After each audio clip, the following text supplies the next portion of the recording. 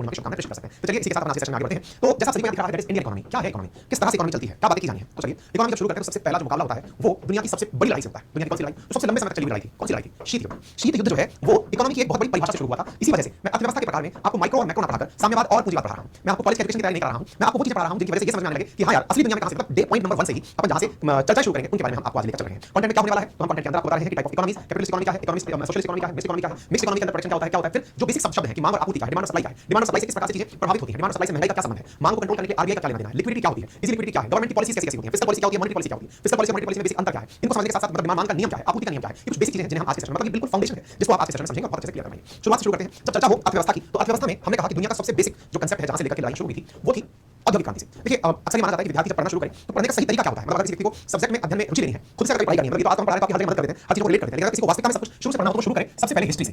कोई भी विद्यार्थी जीवन में अगर कुछ भी करना चाहता है तो शुरुआती सब्जेक्ट जो उसका हो वो कौन सा होना चाहिए, हिस्ट्री होना चाहिए। और ऐसा क्यों कह रहा हूं, क्योंकि हिस्ट्री के बहुत सारे आयाम हैं, बहुत सारे आयाम हैं, मतलब आपके अपने क्षेत्र की हिस्ट्री, जैसे राजस्थान का रहने वाला राजस्थान की हिस्ट्री, मैं भारत का रहने वाला भारत की हिस्ट्री, क्योंकि मैं दुनिया का हिस्सा हूं इसलिए विश्व की हिस्ट्री यानी विश्व का इतिहास। बोले क्यों, क्योंकि इतिहास मतलब आप अगर इंडिया और वर्ल्ड के परिप्रेक्ष्य में बात करें तो इतिहास आपको बताता है कि आज जो स्थितियां हैं वो बनी कैसे। उदाहरण के लिए इतिहास से आपको ये समझ विकसित होती है कि अर्थव्यवस्था इतने प्रकार की बनी कैसे। तो मैं आपको जहां बिल्कुल मूल रूप से लेकर चल रहा हूं वहां पर लेकर चलता हूं आपको विश्व इतिहास के एक छोटे से परिदृश्य के साथ। आप सबने एक चीज बहुत अच्छे से जानी, आपको ये लगा होगा, पता चला होगा कि सन 1700 से 1800 के बीच में भारत में अंग्रेजों का गजब तरीके से आगमन हुआ। लेकिन क्या कभी आपने विचार किया कि अंग्रेजों का आगमन 1700 से 1800 के बीच में ही क्यों हुआ, उससे पहले क्यों नहीं हुआ। सर आपने स्टोरी पढ़ी थी, हमें कुस्तुनतुनिया की कॉन्स्टेंटिनोपॉलिस पर कब्जा हो गया था ऑटोमन एम्पायर का, इसी वजह से ये लोग आए थे। मैंने कहा अच्छा, तो मैंने कहा अगर आपको वो एक बार के लिए फैक्टर हटा दिया जाए, क्योंकि केवल इस वजह से किसी रास्ते पे किसी का कंट्रोल हो गया तो दूसरा रास्ता खोज लिया, वो एक अपने आप में व्याख्या हो सकती है, लेकिन फिर भी अंग्रेजों ने ऐसा क्यों किया, क्या भारत वालों में ये इच्छा पैदा नहीं हुई थी क्या कि हम जाकर यूरोप को खोजें, क्यों, क्योंकि अल्टीमेटली माल तो हमारा भी रहा है, अंग्रेजी हमें खोजते हुए क्यों आए, बड़ा सवाल है। इसके पीछे का अगर आधार ढूंढा जाए तो पता चलता है कि यूरोप में औद्योगिक क्रांति की शुरुआत हो चुकी थी। औद्योगिक क्रांति कैसे शुरू हुई, उद्योग धंधों में अचानक वृद्धि कैसे हुई, इसके पीछे अगर हम चलें तो फिर पता चलता है कि विश्व हिस्ट्री में यानी वर्ल्ड इतिहास में सन 1600 और 1500 में 1500 से 1700 के बीच में पुनर्जागरण हुआ था। अभी पुनर्जागरण क्या था, पुनर्जागरण और धर्म युद्ध दो बहुत बड़ी चीजें हुई थी विश्व के इतिहास में। क्या, जो आज आप भारत को देखते हैं धर्म के आधार पर हर नेता बयान देता हुआ, राजनीति में धर्म का बड़ा महत्व है, हर तरह से आप देखो धर्म को ही ध्यान में रखकर चाहे सत्ता पक्ष हो चाहे विपक्ष हो, धर्म धर्म धर्म चला रहा है।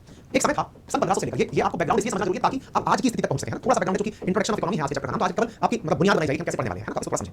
1500 से 1700 के बीच में दुनिया में, विशेष रूप से दुनिया किसे कहा गया है, तो यूरोप को कहा गया, क्योंकि बाकी सब लोग तो अपने अपने लेवल पर ही अपने तरीके से रह रहे थे। यूरोप के अंदर बुद्धिजीवियों को लगने लगा कि जो चर्च है वो खामखा अपने आप को बहुत सुपीरियर फील करा रही है। खामखा मतलब जो चर्च के अंदर बैठा हुआ पोप है, पादरी है, बिशप है, वो ये समझता है कि मैं सीधा भगवान का अवतार हूं, मतलब भगवान का या तो नुमाइंदा हूं या भगवान का अवतार हूं, और अगर भगवान का मैं मैसेंजर हूं तो कोई भी व्यक्ति मुझसे अगर कुछ भी कहेगा तो मैं भगवान से कह दूंगा। यानी उस समय एक ऐसा माहौल बन गया था कि व्यक्ति चाहे वो पोप के रूप में है, पादरी के रूप में है, बिशप के रूप में है, वो जन सामान्य पर राज कर रहा था। कैसा राज कर रहा था कि आप आइए मुझसे अपनी बात कहिए, मेरे सामने अपने गुनाह स्वीकार कीजिए, मैं भगवान से आपकी बात, आज भी चलता है ना, आज भी मतलब ईसाई धर्म के अंदर कन्फ्रंटेशन है कि आपने खुद से स्वीकार किया मैंने कर दी, लेकिन उसके अलग-अलग व्यवस्थाएं हो चुकी हैं। ये जानना जरूरी है क्योंकि विश्व इतिहास का इंटरेस्ट होना बहुत जरूरी है। इकोनॉमी का आधार जहां से शुरू होता है वहां लेकर चल रहा हूं मैं। सर इकोनॉमी का आधार तो पुरातन काल से है, दुनिया में लोग बार्टर सिस्टम से व्यापार किया करते थे। मैंने कहा वो हटाइए, आप आज मॉडर्न एरा में जी रहे हैं, तो मॉडर्न एरा की शुरुआत कहां से हुई, मैं वहां लेकर चल रहा हूं। बोले बताइए क्या हुआ। मैंने कहा उस समय पर लोग क्या करने लगे, पोप पादरी बिशप अपने आप को मैसेंजर ऑफ गॉड समझ करके लोगों से मनमाने काम करवाने लगे कि भगवान ने कहा है कि तुम अपनी संपत्ति मुझे दान दे दो या फिर चर्च को दान दे दो, तो साहब अब भगवान ने कहा भगवान का आदेश कौन माने। यानी उस समय पर यूरोप के अंदर धर्म के नाम पर अंधता थी, जैसे धर्मांधता कहते हैं, एक होता है अंधविश्वास, एक होता है धर्म के नाम पर अंधविश्वास का एक्सट्रीम लेवल धर्मांधता है। यूरोप वाले जो आज हम पर हंसते हैं वो उस दौर से गुजर चुके हैं जो कभी मतलब उनको हंसने का योग्य बनाता था। ठीक है सर, तो पोप के प्रकोप से पीड़ित होकर कुछ बुद्धिजीवियों ने चर्च के खिलाफ लिखना शुरू कर दिया।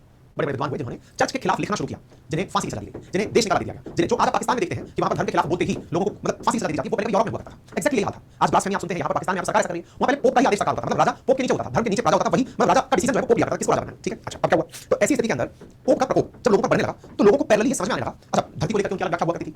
कुछ विद्वान जो इस चीज से पीड़ित हो रहे थे, जो सवाल उठाते थे कि अगर भगवान इतना कुछ है तो लोग भूखमरी से क्यों मर रहे हैं, भगवान अगर इतना कुछ है तो लोग अकाल से क्यों मर रहे हैं, अगर भगवान इतना कुछ है तो भगवान के लिए यात्रा करने वाले लोग मर क्यों रहे हैं। मतलब आज का जो आप यरूशलेम देखते हैं या फिर इजराइल का राजधानी जैसे आप मानते हैं, लेकिन अमेरिका यरूशलेम मानता है, यरूशलेम से ही उत्पत्ति मानी जाती है ईसाईयत की, कि यहीं से ईसाई धर्म शुरू हुआ था। हालांकि यरूशलेम मुस्लिमों के लिए बहुत खास है, अलग समझ के साथ, लेकिन यरूशलेम जो है वो ब्रिटिशर्स के लिए या यूरोपियंस के लिए ईसाई धर्म मानने वाले लोग थे उनके लिए बहुत खास था। और उस समय यरूशलेम पर ऑटोमन एम्पायर का शासन हुआ करता था, यानी मुस्लिमों का शासन हुआ करता था। वहां से भूमध्य सागर से चल के यूरोपियंस यरूशलेम आते थे, यरूशलेम पर कब्जा करने के लिए बड़ी मात्रा में राजा अपनी फौज भेजता था, पादरी कहके भेजता था कि ईश्वर का आदेश है कि जाइए और जाकर के यरूशलेम पर कब्जा कर लीजिए। ईश्वर के आदेश मानकर राजा अपनी सेना भेजता था, लेकिन सेना आती थी समुद्र के मार्ग से और जमीन पर खड़ी होती थी ऑटोमन एम्पायर की, मतलब अपनी सेना, मुस्लिमों की अपनी सेना। धर्म युद्ध होते थे, धर्म युद्ध में बड़ी मात्रा में हजारों की संख्या में ईसाई मारे जाते थे, मारकर कुछ को पानी में फेंक दिया जाता था, कुछ जमीन पर दफना किया जाता था। और हर बार धर्म के नाम पर एक बड़ी नाव चलती थी, बड़े सारे लोग चलते थे भर के कि जाना है यरूशलेम बचाना है। आज आप देखते हैं ना यरूशलेम को लेकर अमेरिका इतना लीनियंट क्यों है या यूरोप वालों ने यरूशलेम में इजराइल को क्यों दिया है, उसके पीछे इतिहास है पूरा। अच्छा, इन धार्मिक यात्राओं को क्रूसेड्स कहा जाता था। क्या कहा जाता था, क्रूसेड्स। इन धार्मिक यात्राओं को क्रूसेड के नाम से जाना जाता था, यानी इन यात्राओं के अंदर जो भी यरूशलेम पर कब्जा कर लेगा ईसाईयत में वो महान कहलाएगा। इस प्रकार से यात्राएं होती थी। युद्ध होते थे, लोग मारे जाते थे, युद्ध में लोग मरते थे, तो जो लोग पीछे रह जाते थे, जिनका परिवार जिनका पीछे छूट गया, जो लोग पीड़ित रह गए, वो लोग चर्चा करते थे कि अगर भगवान है, अगर खुद गॉड ये चाहता है कि हम यरूशलेम पर कब्जा करें तो यरूशलेम पर जाते समय हमारी मृत्यु क्यों हो जाती है, यानी क्रूसेड्स के कारण हमारी मृत्यु क्यों हो जाती है। इस बात को लेकर के यूरोप में एक चेतना पैदा होने लगी, एक अवेयरनेस पैदा होने लगी। क्या गजब बात है, मतलब यहाँ पर हम जाते हैं जाकर के फतेह करने, पता चलता है हमारी हत्या रास्ते में हो जा रही है, तो भाई भगवान नहीं है, भगवान नहीं है, ये मत धीरे धीरे बनने लगा। आपको मालूम होगा, आप कल परसों आपने फ्रांस के ऊपर मैंने वीडियो डाला था, फ्रांस में स्थिति थोड़ी बिगड़ी थी, मैंने फ्रांस की आपको रिलीजियस डेमोग्राफी दिखाई थी, फ्रांस में कौन से लोग कौन से धर्म को मानने वाले लोग ज्यादा हैं, मैंने नंबर दिखाई दिया, आपने देखिए उसमें मैंने आपको दिखाया था कि फ्रांस में 30% लोग ऐसे जो भगवान को आज भी नहीं मानते, लेकिन वो कहते हैं कि हमारा कोई रीजन नहीं है, ना ईसाई है, ना मुस्लिम है, ना हिंदू है, ना कुछ नहीं है, हम धर्म मानते नहीं है। आप सोच कर देखिए कि लोगों के अंदर क्या हुआ, लोगों के अंदर एक अविश्वास पैदा हुआ, लोगों में ये स्थिति बनने लगी कि भगवान नामक कोई चीज है ही नहीं, भगवान नामक चीज पैदा नहीं है ही नहीं। तो कुछ लोग खड़े होकर इस बात का विरोध करने लगे कि भगवान नहीं है तो तुम लोग प्रोपेगेंडा क्यों करते हो कि भगवान है, भगवान है।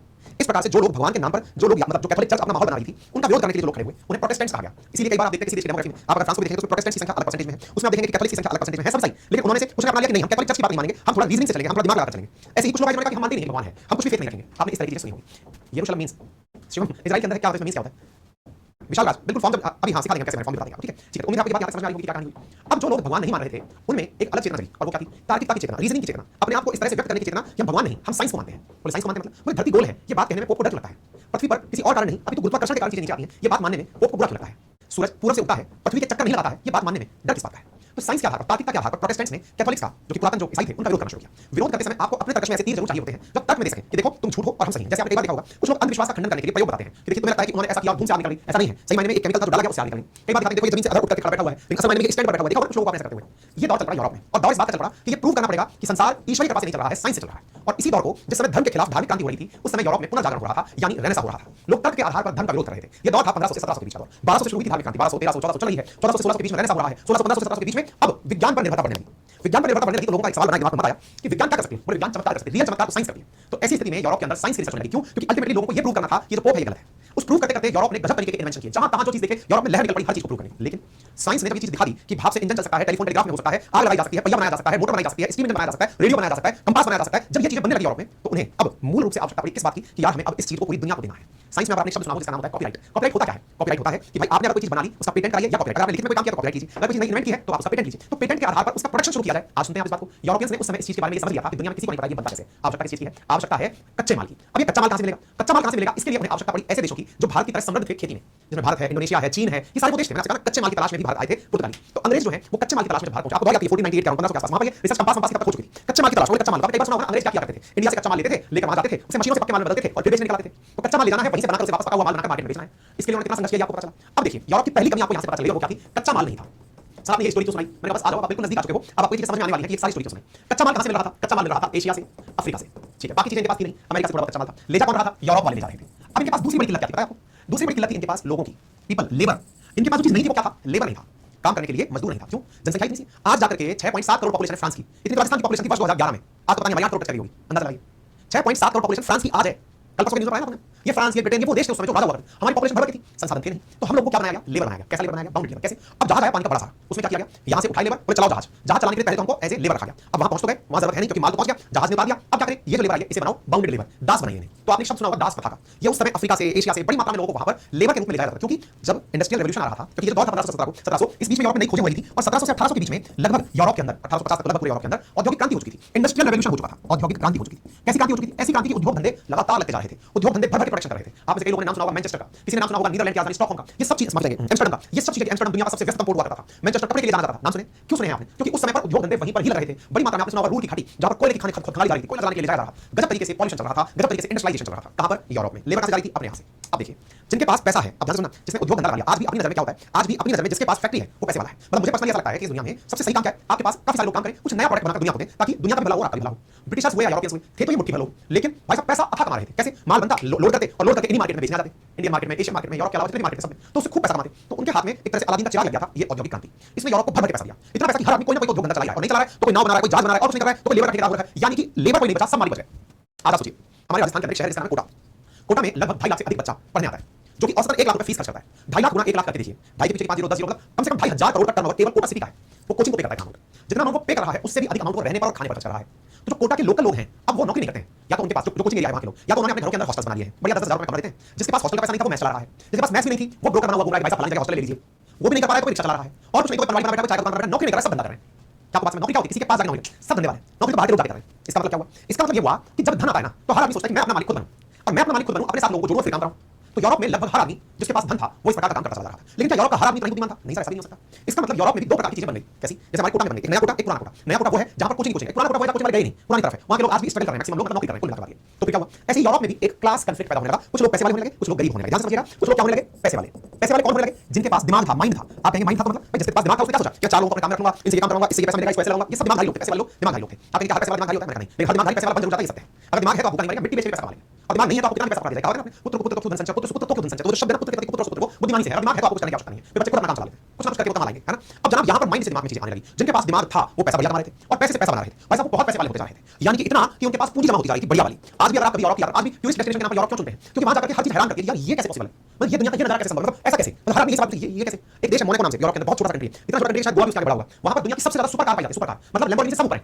नीचे छोटी मोटी मर्सिडीज BMW छोटा सुपर कार जिनको आप रेस कार कह सकते हैं, जिनको आप कह सकते हैं कुछ भी हो सकता है, वो पाई जाती है। तो एक्सट्रीम लेवल पैसे वाले लोग बसते हैं दुनिया के सबसे ज्यादा। तो आप वहां जाएंगे तो असल में पता है यार इतने से लोगों के पास इतना पैसा कैसे आ गया। तो आंसर क्या है, उन्होंने उस जमाने में पैसा कमाया था, उसके बाद उन्होंने इन्वेस्ट कर दिया, अब तो वो जीवन जी रहे हैं। उनके पूर्वजों ने संघर्ष कर लिया, बढ़िया पैसा कमा लिया, अब तो उनका पैसा किसी का होटल में लगा हुआ है, किसी का हवाई जहाज में लगा हुआ है, किसी का रेलगाड़ी में, किसी का बस में कहीं पैसा लगा हुआ है, पैसा कमा रहा है, वो जिंदगी जीने का काम कर रहा है।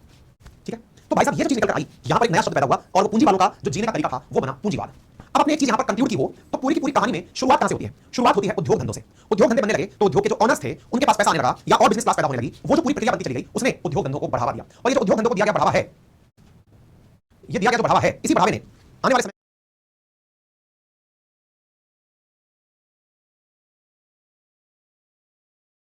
ये जो उद्योग धंधों को दिया गया बढ़ावा है, इसने एक ऐसा लेवल तय कर दिया, एक ऐसी स्थिति बनाना शुरू कर दिया जो क्या कर रही थी, अपने तरह के लोगों को पसंद कर रही थी। एक क्लास बनने लगी, एक वर्ग बनने लगा जो पैसे वाला था। लेकिन पैसे वालों के बारे में जो सबसे बड़ी बात आपको बताई, वो दिमागधारी होते हैं। यूरोप की सबसे बड़ी समस्या क्या थी, उनके पास लोग नहीं थे। लोग नहीं थे तो उन्हें लोग कहां से लाने पड़े, बाहर से लाने पड़े। तो पैसे वाले लोग पैसे वाले तो बने लेकिन संख्या में कम रह गए, क्योंकि हर आदमी दिमागधारी नहीं हो सकता। तो संख्या में जो लोग कम रह गए, यहां से समझना एक बात इंपॉर्टेंट है, संख्या में जो लोग कम रह गए वो पूंजीवाद के प्रवर्तक हो गए कि नहीं साहब पैसे वाला होना चाहिए, दिमागधारी व्यक्ति होना चाहिए, हर व्यक्ति को पैसे से पूर्ण होना चाहिए। लेकिन कुछ लोग ऐसे थे, अब ये कुछ नहीं, बड़ी मात्रा में लोग ऐसे थे जिन्हें ये फीलिंग आने लगी कि सर एक बात बताइए, माना कि दिमाग इनके पास है लेकिन ये पैसा तो हमारी वजह से कमा रहे हैं ना। अब इस पॉइंट को पकड़ लिया। जैसे बड़ी बड़ी कोचिंग संस्थानों में आपने कई बार देखा होगा, कई टीचर्स नौकरी कर रहे होते हैं और वो टूटकर अपनी ये कोचिंग बना लेते हैं। क्यों? क्योंकि उन्हें लगता है कोचिंग ऑनर जो है वो उनकी वजह से पैसा कमा रहा है, तो वो खुद ही क्यों ना कमा ले। ये तो वो काम हुआ जो सर्विस का है। इंडस्ट्री में आप खुद की फैक्ट्री लगा नहीं सकते क्योंकि इतना पैसा नहीं होता। लेकिन क्या कर सकते हो, आप मालिक को ये बता सकते हो कि मैंने अगर काम रोक दिया तो तुम्हारा पूरा पूरा धंधा चौपट हो जाएगा, तुम्हारी जितनी भी डिलीवरीज है वो रुक जाएंगी, तुम्हारा इंडस्ट्री का काम चलेगा ही नहीं, सब बेरोजगार हो जाएंगे। क्या मेरी बात समझ पा रहे हैं? इसका मतलब समझ में आया? इसका मतलब ये हुआ कि पैसे वाले लोग तो माइंड वाले थे, पूंजीवादी हो गए। लेकिन जो इंडस्ट्रीज में काम कर रहे लोग हैं जिन्हें ये लगने लगा कि यार ये हमारी वजह से कमा रहा है, उनका अपना मोर्चा बनने लगा। कैसा मोर्चा? मजदूर यूनियन बनने लगी। मजदूर यूनियन कैसी कि भाई अपने कारण है आदमी, तो मजदूर यूनियन क्या करेगी? प्रोटेस्ट करेगी। और ऐसे लोगों को कार्ल मार्क्स जैसे व्यक्तियों का सहारा मिल गया जिन्होंने ये कहा कि अरे करने वाले तो तुम लोग हो, कमा तुमसे ये लोग हैं, असल मायने में इस देश पर शासन इनका नहीं तुम्हारा होना चाहिए। और मेरे प्यारे साथियों, ये सर्वथा दुनिया का सबसे बड़ा सच है कि इस दुनिया में बड़ी संख्या में जो लोग हैं वो गरीब हैं और हमेशा रहेंगे। अमीर हमेशा लिमिटेड होगा और जो व्यक्ति गरीबों के हित की बात करेगा वो राजा बनेगा। जो व्यक्ति गरीबों के हित की बात करेगा, आप किसी भी प्रकार की पॉलिटिक्स को उठाकर देख लीजिए, आज की राजनीतिक पार्टी, पुरानी राजनीतिक पार्टी जो भी शासन में है, उसके पास सबसे बड़ा तीर क्या है? तीर है गरीबों की बात करो। इंदिरा गांधी जी आई, गरीबी हटाओ, अरे इंदिरा गांधी ग्रेट है। मोदी जी आए, गरीबों को मुफ्त सिलेंडर दो, अरे मोदी ग्रेट है। मनमोहन जी आए, गरीबों को मुफ्त मनरेगा में पैसा बांटो, काम करने का मिनिमम वेज गारंटी दो, अरे मनमोहन जी ग्रेट है। सत्ता में सत्ता आ रही है तो सत्तावन का टिकट ढूंढिए, गरीबों को पकड़ो। और गरीबों को पकड़ो तो भाई साहब बेचारा गरीब जो है वो इमोशनल होता है। जो गरीब की बात करे, उदाहरण के लिए आज हमारे राज्य में राजस्थान सरकार के द्वारा 100 यूनिट बिजली फ्री कर दी। इससे फायदा किसको हुआ? मुझे नहीं हुआ। क्यों नहीं हुआ? मेरे पास समय नहीं है, मैं रात के जाऊंगा बाजार के कहूंगा सर मेरी 100 यूनिट फ्री कर दो। यार ठीक है, 100 यूनिट 800 रुपए हजार नहीं ले लेना, मेरा समय कीमती है, मुझे और 10 काम करने हैं। मैं तो नहीं गया। फायदा किसे हुआ? जिसका बिल ही 100 यूनिट आता था, जिसका 100 यूनिट बिल आता था, उसके लिए तो उस राहत कैंप में जाना और जाकर बिजली का बिल फ्री करवाना। अरे ईश्वर ग्रेट है ये सरकार, देखिए इन्होंने बिजली फ्री कर दी। यूपी में किसानों का कर्ज माफ कर दो, कोई ये पूछ नहीं रहा कर्ज क्यों हुआ, बस माफ कर दो, माफ कर दो। अरे ग्रेट है ये सरकार, हर सरकार। पंजाब में जाओ, अरे सब फ्री कर दो, पानी फ्री कर दो, दिल्ली में पानी फ्री कर दो, बिजली भाई। अरे भैया ये तो फ्री कर बांट रहे हो ना, असल में तुमको पता है कि वोट बैंक गरीब होता है। आप में से जो लोग बिजी हैं वो तो वोटिंग वाले दिन भी वोट देने नहीं जाएंगे क्योंकि वो इतने बिजी हैं। मुझे लगता है कि वोटिंग वाले दिन भी तो काम और कर लेंगे, 4 पैसे कमा लेंगे। लेकिन जो गरीब है जिसे ये लगता है कि ये सरकार ही मेरे लिए है, उसी का तो अब शोषण हो रहा है। तो ये विचारधारा किसकी थी? कार्ल मार्क्स की थी। ये कौन सी विचारधारा थी? सर्वहारा वर्ग का शासन होना चाहिए, गरीबों का, और गरीबों के सामने कोई नहीं लड़ सकता क्योंकि वो झुंड में होते हैं, वो भीड़ में होते हैं। भीड़ से मैन पावर से पूंजीवादी लड़ नहीं सकता है, तो फिर क्या करेगा वो कॉम्प्रोमाइज करता है। उसे फिर ये समझ में आता है। आज आप भारत की अर्थव्यवस्था को देखें, अपने यहाँ पर मुश्किल से 1% लोगों के पास देश की 80% अर्थव्यवस्था का रोल है, 10% के पास पूरा 90% पैसा है, लेकिन वो फिर भी सेफ क्यों है? बढ़िया मकानों में जहाजों में कैसे घूम पा रहे हैं? इसलिए सेफ है क्योंकि ये समझ में आ गया कि जो नेता नाम है जो बातें बनाते हैं कि गरीबों के लिए कर दो, गरीबों के लिए कर दो, इन्हीं को ही हम खरीद लेंगे। नेता नाम लोग पकड़ ले, 1000 करोड़ पकड़, मुंह बंद रखना, 5 साल तक चुपचाप पार्टी चला ले, मेरे ऊपर आनी चाहिए, सारा काम नीचे मैनेज कर लेना। क्या कभी आपने सुना अपने देश के अंदर कभी अंबानी, अडानी इनके खिलाफ कोई मजदूर यूनियन प्रोटेस्ट करी? कोई नहीं प्रोटेस्ट करी। अगर प्रोटेस्ट करी तो लेके सेटल हो जाएगी। कारण क्योंकि उनको पता है कि भाई इसने तरीका पकड़ लिया तो रास्ते निकलते आए। इसका मतलब शुरुआत कैसे हुई थी? कटु सत्य है, इकोनॉमी पढ़ना कितना ज्यादा आपके लिए जरूरी है ना। मतलब आप लोगों ने अभी तक बैठ करके मेरे साथ क्या पढ़ी? ज्योग्राफी। तब लगता था कि दुनिया में सब कुछ ज्योग्राफी कर रही है। अब जब इकोनॉमी में एंटर करो थोड़ी देर में आपको लगेगा दुनिया में सब कुछ इकोनॉमी कर रही है, कोई और सब्जेक्ट कोई रोल लगता ही नहीं है। हां भाई कुछ कहानी में फील आ रहा है कि नहीं आ रहा है? बताइए। हम सब बताइए, पता चला अपनी कहानी सुनाए जा रहे हैं, कहानी के अंदर बिजी को होगा लेकिन पता चला करंट छूटा पड़ा है। हम सब बताइए सही चल रहा है क्या? स्टोरी में इंटरेस्ट आया कि नहीं आया? बताइए।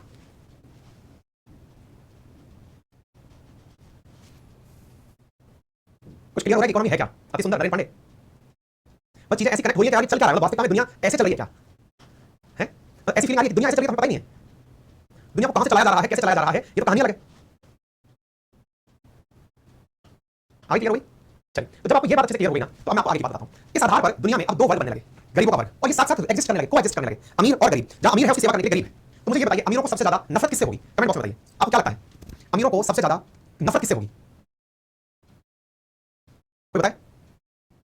अमीरों को सबसे ज्यादा नफरत होती है गरीबों से, और गरीबों से भी ज्यादा नफरत होती है गरीबी का प्रचार करने वालों से, उस विचारधारा से जो गरीबों को यह कहती है कि तुम्हारा ही शासन होगा।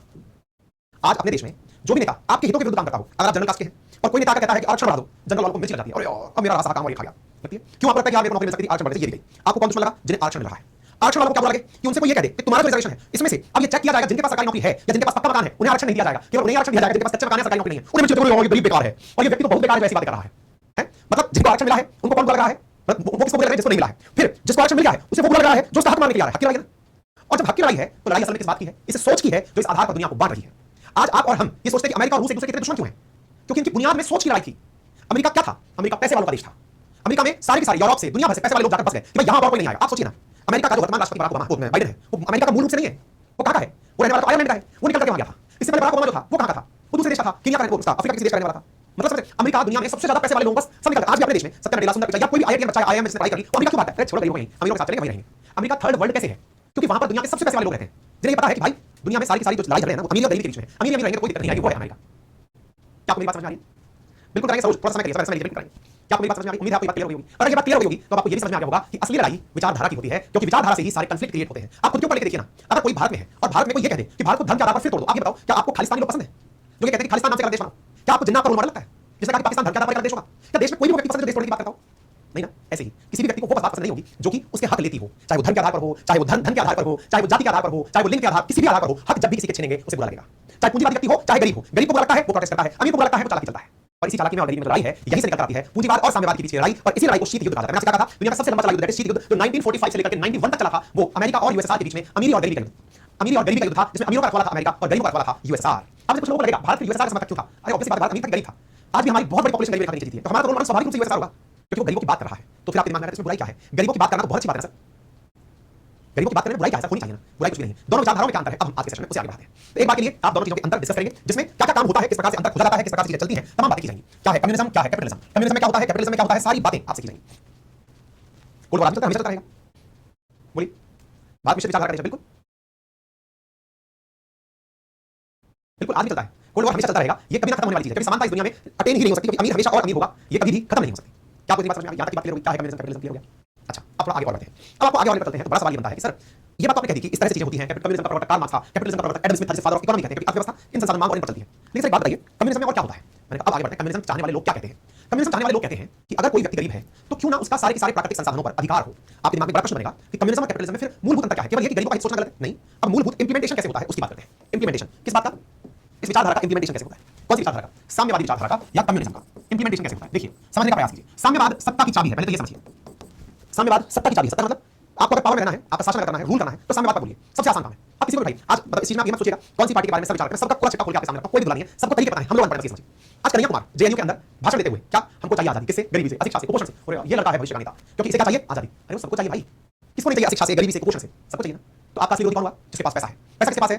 बिजनेसमैन के पास। आप किसका विरोध करेंगे? बिजनेसमैन का। बिजनेसमैन बैठा हुआ है कॉर्नर में, अडानी के खिलाफ हिंडनबर्ग की रिपोर्ट आई, जिसको देखो सब अडानी अडानी अडानी अडानी अडानी अडानी कर दिया हुआ। अब आगे वो हिंडनबर्ग सब गायब। तो सत्ता में रहना है, साम्यवादी कहना है। साम्यवादी से क्या होता है? रूलिंग की पावर आती है। क्यों? क्योंकि सर्वहारा वर्ग सबसे ज्यादा है, उसके हितों की बात करने वाला व्यक्ति उन पर राज करता है। तो सही गलत बात नहीं, हितों के बारे में बात करने वाला व्यक्ति गलत होता है, बहुत सही। मुसीबत क्या है? जो साम्यवाद गरीबों की बात करता है वही साम्यवाद गरीबों के कम नॉलेजफुल होने का और कम दिमाग वाला होने का फायदा उठाता है। कैसे? वो उन्हें ऐसे ही इमोशनली ब्लैकमेल करता है कि आपको फ्री बिजली मिलेगी, फ्री पानी मिलेगा, फ्री घर मिलेगा, फ्री सिलेंडर मिलेगा, फ्री टैबलेट मिलेगा, फ्री चिकित्सा मिलेगी। आपके दिमाग में बड़ा प्रश्न आना चाहिए, ये फ्री मिलेगा कैसे? कहां से लाओगे इतना? और आपके पास इतना कहां से आएगा? आप ले आओगे। इसका मतलब गरीब को ये सोचने का मौका भी नहीं दिया जाता कि राजनीतिक पार्टी बोल रही है मैं इतना कुछ फ्री कर दूंगा, फिर लाएगी कहां से? लाएगी कहां से? अमीरों का शोषण करके। ये बीच के जो सेक्शन पॉइंट्स बने हुए हैं, गरीबों को खुश करने के लिए उनके कम ज्ञान का फायदा उठाइए, उसे हर समय कुछ देते रहिए। साम्यवाद ही तानाशाही को जन्म देता है। साम्यवाद ही तानाशाही को जन्म देता है। सुनने में बहुत कड़वा है ये। डिक्टेटरशिप क्यों? क्योंकि जिसको आपने शासन के लिए चुना कि मैं इन पर शासन करूंगा, आप आए क्या कहकर के थे? साम्यवाद का सबसे बड़ा डायलॉग होता है सर्वहारा वर्ग का शासन। सर्वहारा वर्ग का शासन। इसमें क्या किया जाए? इसमें सब कुछ गरीबों को दे दिया जाए। फैक्ट्रीज गरीबों को दे दो, खेत गरीबों को दे दो, नौकरियां सरकारी कर दो, डिफेंस सरकारी कर दो, सब कुछ सरकारी कर दो, या फिर जनता को बांटो। जनता को कैसे बांटे? जनता को लाखों में करोड़ों में उसको कैसे बांटे? तो बोले काम करो, उससे कहो कि वो नेता चुने अपना। और जो नेता उनके हितों की बात करता है वो उन पर इतना हावी हो जाता है कि वो उन पर अपनी बातें चलाने लगता है, क्योंकि वो नेता गरीबों से निकला जरूर है लेकिन बुद्धिमान है। चाहे देश में लगी हुई, भारत में लगी हुई इमरजेंसी देख लो। इमरजेंसी का काल कैसे आया? गरीबी हटाओ का भाषण देने वाली इंदिरा गांधी इमरजेंसी कैसे पहुंची? या मोदी के खिलाफ हर बार विपक्ष तानाशाही क्यों कहता रहता है? समझ में आ रहा है? क्योंकि गरीब को लगता है कि इसने मेरे हित की दो बातें की हैं, अब मैं चुप हूं, मैं बोलूंगा नहीं। उदाहरण के लिए हम इंदिरा गांधी को कंट्रोल कर सकते हैं, नेहरू जी को कंट्रोल कर सकते हैं, मोदी जी की बात सुनिए। ईडी का अभी 5 दिन पहले मोदी जी ने जिक्र किया था मध्य प्रदेश में 27 तारीख को, क्या कि जो महाराष्ट्र की एनसीपी पार्टी है वो कितने प्रकार के घोटालों में लिप्त है। उनमें कई प्रकार के घोटाले हैं। शरद पवार जी की जो पार्टी है उन पे मतलब कितने प्रकार के घोटालों का आरोप है, ये वो है। 2 दिन बाद पूरी पार्टी उठ करके महाराष्ट्र में बीजेपी से आकर जुड़ जाती है। आपको ये बात बुरा नहीं लगेगी? क्यों नहीं लगेगी?